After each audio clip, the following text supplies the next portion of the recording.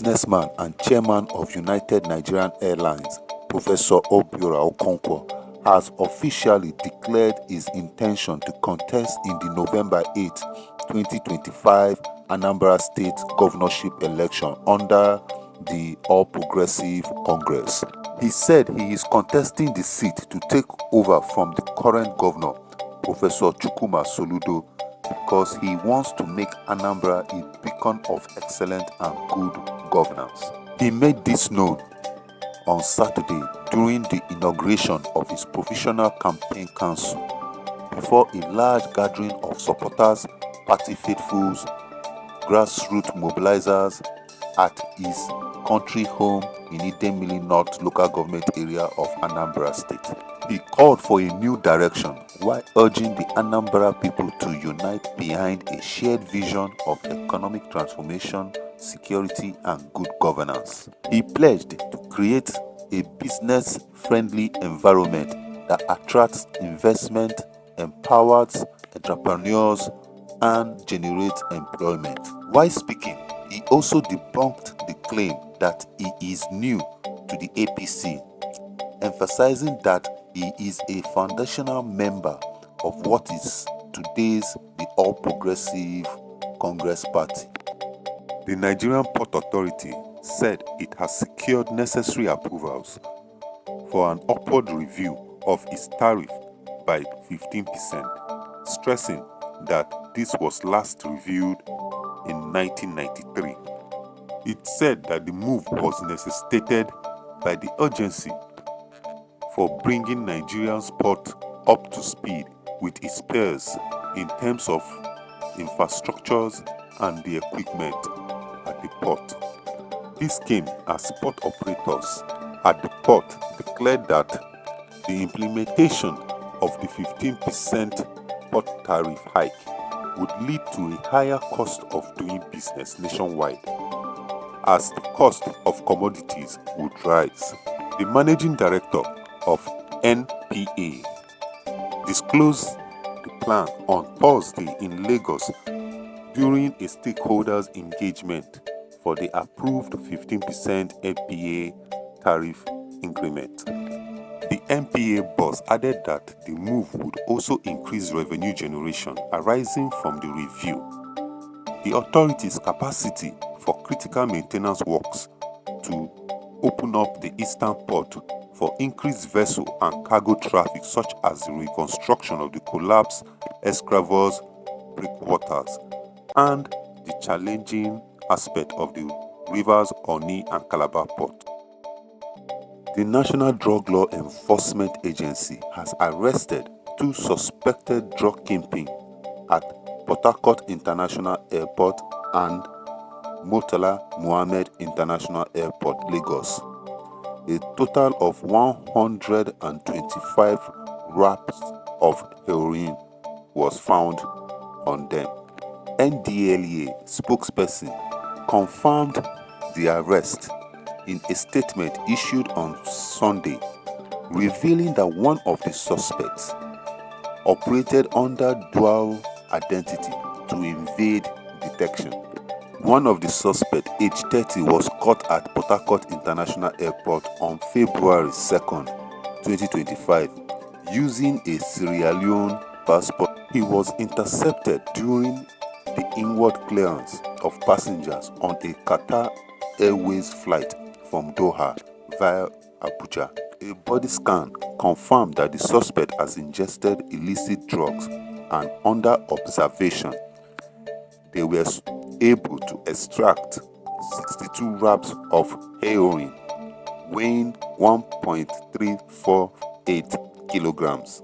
Also, further investigation showed that the suspect alternated between his Nigerian and Sierra Leonean passport for drug trafficking across Thailand, Pakistan, Iran, and West Africa.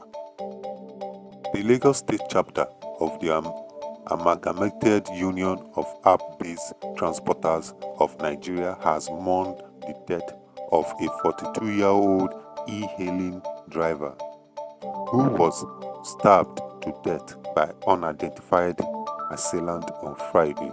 The chairman, who confirmed the incident, told reporters on Monday that the deceased was on duty in the evening when he was attacked. He also added that the deceased received a ride request through the e-hailing app and arrived at the designated location where he was ambushed by a group of hoodlums. According to him, the assailant fatally stabbed him in the process and fled with his vehicle. It was gathered that the deceased remains were dumped along the Agidingbi Road in the Ikeja area of the state, from where it was conveyed to the morgue.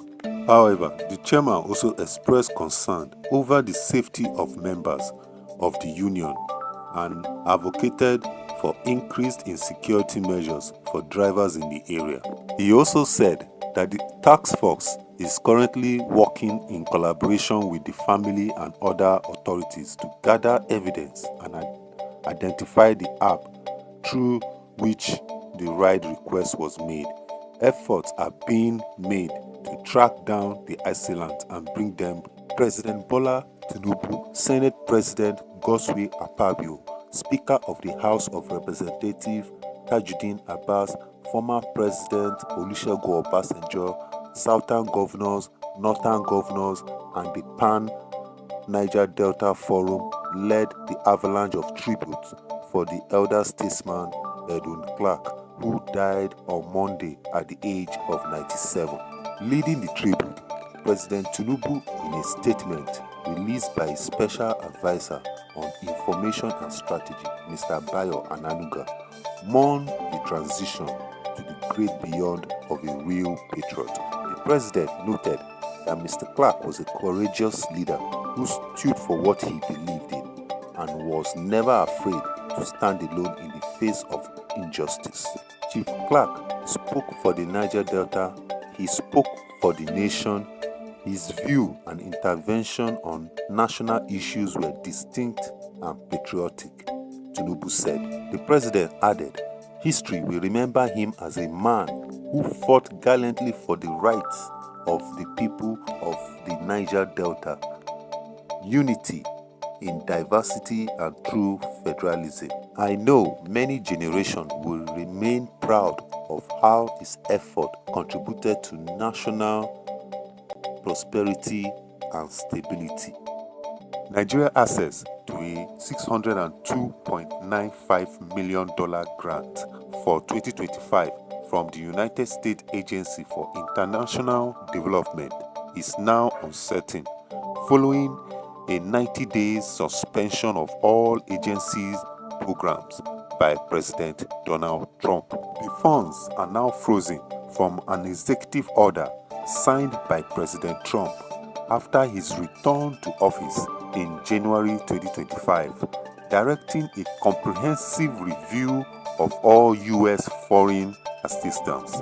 The review aimed to assess the effectiveness of American aid programs with a focus on eliminating waste and ensuring the funds align with U.S. national interests. With the aid now frozen in place, funding for critical sectors, particularly health, governance, economic development, and security, now hangs in a balance. This comes as the Senate summoned intelligence chiefs to investigate allegations made by United States Congressman Perry Scott that U.S. aid has been funding terrorist organizations, including Boko Haram. Those summoned include the head of the National Intelligence Agency, the Defense Intelligence Agency, the Department of State Services, and the National Security Advisor, Nuru Ribadu. President Bola Tinubu on Thursday in Abuja said that the U.S. government's decision to shut down its agency for international development providing healthcare aid to Africa is a wake-up call for the continent. The president said this when he appeared as a special guest of honor at the official launch of the autobiography of the former head of state, Ibrahim Babangida, which doubled as a fundraiser for the IBB Presidential Library in Abuja. Referring to the development, he said, "I'm glad about what is happening in America and Europe. The contradiction that we are seeing now all over, what is it telling us? It's telling us to wake up, to make Africa a better place, particularly this country called Nigeria." At Thursday's gathering, Tinubu acknowledged the leadership in the room, noting that the spirit of revolutionary change that first united them now compels them to continue strengthening the nation. He expressed gratitude for the mandate, patience, and perseverance shown by those who have undertaken the country's responsibilities. Tinubu paid tribute to the former head of state, underscoring the latter's role in inspiring a younger generation to enter the political arena. There is a looming fuel scarcity in Lagos and other parts of Nigeria as tanker drivers have stopped fuel loading over alleged harassment by officials of the Lagos State Government and the Federal Ministry of Transportation. Also, telecommunication companies have raised concern over a possible network blackout as the strike by the petroleum tanker drivers could disrupt diesel supply, threatening the operation of mobile and internet services. However, the Lagos State Government said it was only enforcing the e-collop system, warning that any attempt to blackmail the state government would not work. The e-collop system is a digital platform that manages the movement of trucks in the Lekki-Epe corridor of Lagos. The system was launched in September 2024 to help reduce traffic congestion. The national president of Nigeria Association of Road Transport Owners said members of his association were often beaten and harassed by government officials for no known reason. According to him, trucks were being seized and damaged by the government officials, adding that he would not know if there would be fuel loading on Monday, which is today. The magistrate court sitting in Sabo Yaba in Lagos State on Tuesday acquitted the popular musician, popularly known as Naira Marley, in relation to the death of Mohbad. The court magistrate read and implemented the legal advice issued by the Directorate of Public Prosecution, Lagos, and said that Naira Marley had no case to answer. Alongside Naira Marley, the court reportedly freed music promoter Sam Larry and also called Prime Boy and Mohbad's former manager. The DPP, however, said it shall be prosecuting the nurse who treated Mohbad and also one of Mohbad's friends for the offense of recklessness and negligence, an act contrary to Section 251E of the criminal law. The two will be prosecuted at the magistrate court. The Minister of Interior, Dr. Tunji Ojo, on Tuesday doused the tension over the controversy trailing the purported cancellation of the visa on arrival policy, saying the process was upgraded, not scrapped, as been reported. The minister made the clarification after his closed-door meeting with the delegation of the Presidential Enabling Business Environment Council in Abuja. This was disclosed in a statement issued by the Director General, Princess Zara, in Abuja, explaining that the meeting aimed to address concern and clarify the government's stance on the VOA initiative. She also said the VOA policy cancellation had generated mixed reaction among investors and the international community in the past few days, adding to the minister, new regulation would require pre-arrival clearance from Interpol and Criminal Record System and other background check agencies in real time. The minister further added that the visa on arrival process is not being scrapped, rather it has been upgraded to improve efficiency and effectiveness. Travelers will be able to apply online for short stay visa with approvals being guaranteed within 24 to 48 hours. The federal government has announced plans to regularize the electricity tariff in a bid to address the disparity in the current billing system, as well as encourage investment in the power sector. The minister made this known at an ongoing public presentation of the National Integrated Electricity Policy and the Nigerian Integrated Resource Plan on Thursday in Abuja. He said the government is considering the option over the slow pace of migration to Band A customers, which he attributes to the reluctance of the distribution companies to make the necessary investment. Under the current structure, customers in Band B who enjoy 18 to 17 hours of electricity supply pay only 63 naira per kilowatt hour, while those in Band A with only 2 hours more of supply are charged with 209 naira per kilowatt hour. The minister described this as unfair and stressed the need for a regulation of the tariff to create a more balanced and equitable pricing system. The minister also added, "We are looking at the tariff again. I am not saying that we are going to increase the tariff before I am misquoted."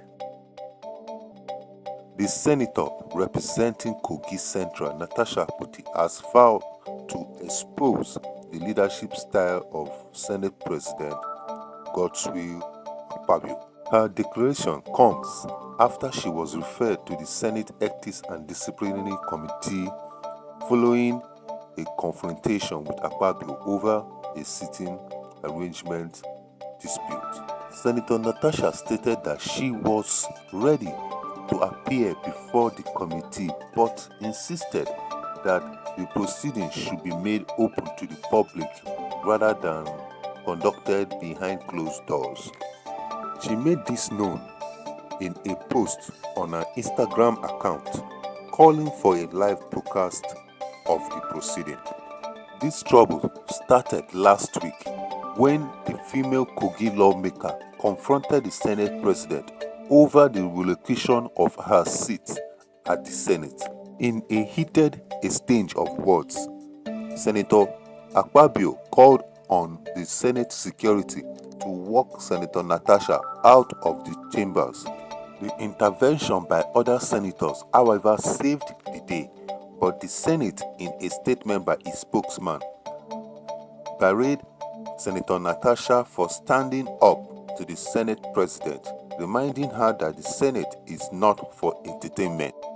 Thank you for watching Daily Scoop. Please like and subscribe and leave a comment.